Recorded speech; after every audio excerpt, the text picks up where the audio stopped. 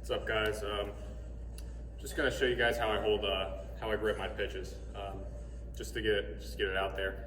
Not one grip is gonna work for everybody. This is just what works for me. And if you want to give it a try, you know, maybe it works for you, maybe it doesn't. But there's no problem in trying different things and really figuring out what works for you, especially in this time. I mean, if you're going outside having catch, it's a great time to just play with different grips, you know, different thumb placements. Start to figure out what really works for you. You know, it's gonna feel, some things will feel uncomfortable at first, but you know, keep giving them a try. You never know what might click. All right. So my first one is just a 4-seam fastball. All right. I actually go on the smaller side of the horseshoe. All right. So I get these little digits right here in your fingers. I try and get those digits right under the seam. All right. So I'm pulling down with my fingertips on that seam. All right. What I also do is I get my fingers closer together. All right. Closer together will give you a couple ticks in velocity. And what it'll do is increase the spin of your pitch. All right, so better spin, better velocity, you know, maybe some more vertical action on that pitch. All right, thumb placement, I'm just right down here. All right, some guys like to tuck their thumb. For me, I lose some command, but for some guys, it really does help them.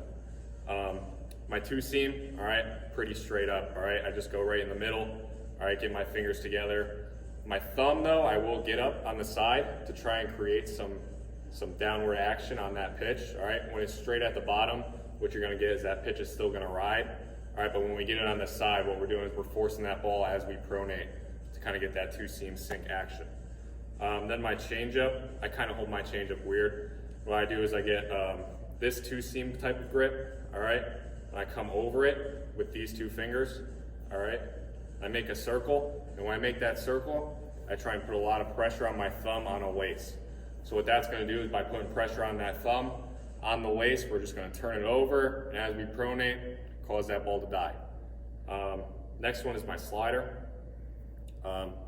Again, 2-seam right here. I come across the seams right here. And what I do, if I want to throw a harder one, I let these, my ring finger and pinky finger come up more on the side of the ball. So what that does is it gives me less friction, so I can throw it a little bit harder. Otherwise, I'll go, if I want a big, sweeping, slow one, you know, you try and get under it more, create more friction, which is gonna cause it to break more, almost more slurvy. If you take your thumb out and off that ball, what it's gonna do is there's gonna be less friction on that ball. So it's gonna open up, your arm's gonna be able to come through that clean path without any friction coming on that thumb. So all that spin that you're generating sideways, it's gonna continue to go instead of where your thumb might push against it and cause friction, a little friction going the other way. So that's just one trick that I learned that really helps the slider stay in that good rotation. Other than that, if you guys have any questions, I mean, feel free to ask us. We got all the time in the world. All right, keep working, guys.